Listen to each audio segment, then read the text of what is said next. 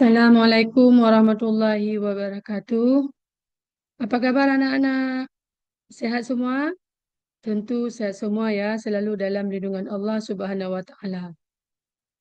Baiklah, sebelum kita masuk kepada materi kita, mari kita baca doa seperti biasa. A'udzubillahi minasyaitonirrajim. Bismillahirrahmanirrahim.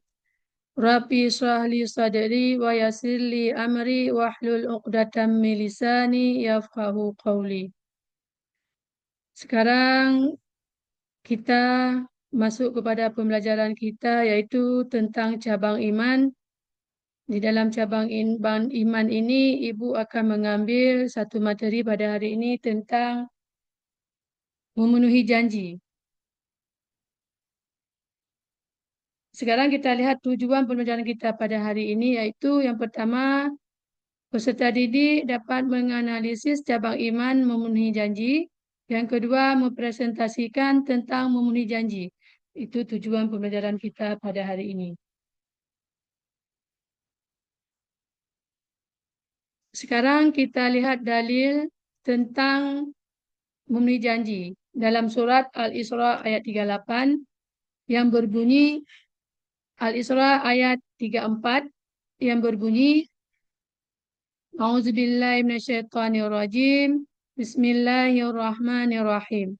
Wala taqrabu malal yatimi illa billati hiya ahsanu hatta yablagha ashuddahu wa aufu bil ahdi innal ahda kana mas'ula.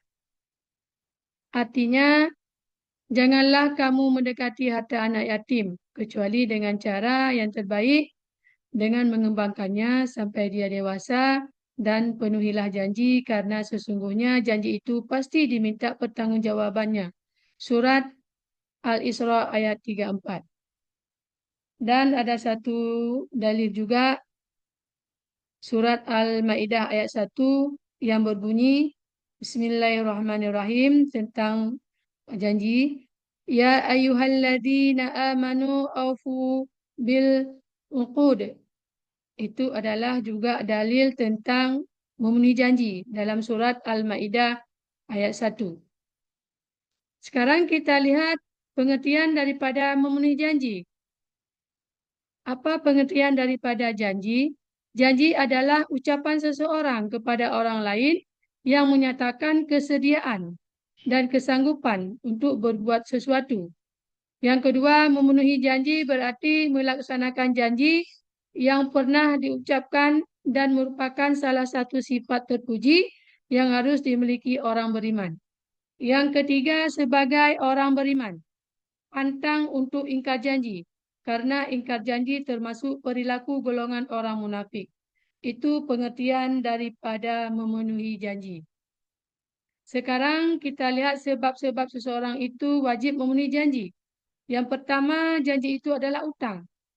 Yang kedua, memenuhi janji wujud sebagai orang beriman. Yang ketiga, memenuhi janji menunjukkan orang yang dapat dipercaya. Yang keempat, memenuhi janji wujud dari sikap bertanggungjawab. Itu sebab-sebab seseorang wajib memenuhi janji itu ada 4.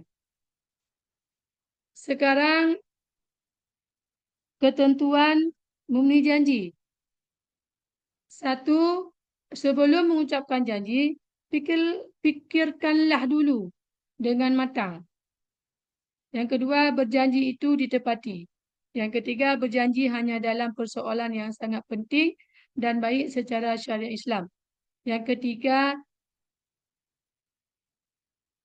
yang keempat, mengucapkan janji yang disertai dengan kalimat insya-Allah.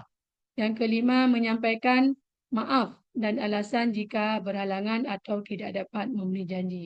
Itu ketentuan dalam memenuhi janji ada 5. Sekarang kita lihat lagi hikmah daripada memenuhi janji. Hikmah daripada memenuhi janji di sini ada 8. Yang pertama, yaitu termasuk orang yang bertakwa.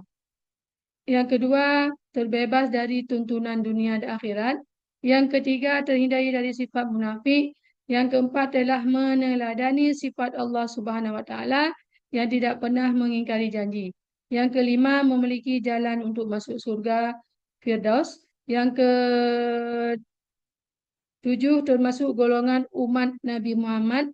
Dan delapan, terhindari dari ancaman dosa besar. Itu adalah hikmah daripada memenuhi janji. Sekarang kita lihat akibat orang yang mengingkari janji. Di sini ada 4. Yang pertama iaitu dijauhi oleh teman atau masyarakat sekitar. Kenapa dijauhi? Karena kita tidak bisa dipercaya lagi. Yang kedua, tidak akan mendapat kepercayaan lagi dari orang lain. Itu sama juga. Yang ketiga, termasuk golongan orang munafik. Karena kenapa? Dia selalu mengingkari janji.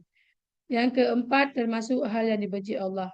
Itu yang tidak memenuhi janji itu ataupun orang yang mengingkar janji itu Allah sangat membencinya kepada kita. Karena itu hal-hal yang tidak baik terhadap orang lain. Itu akibat orang yang ingkar janji itu ada 4. Sekarang kita bisa mengambil kesimpulannya dari materi kita pada hari ini, yaitu 1. Janji adalah ucapan seseorang kepada orang lain yang menyatakan kesediaan dan kesanggupan untuk berbuat sesuatu.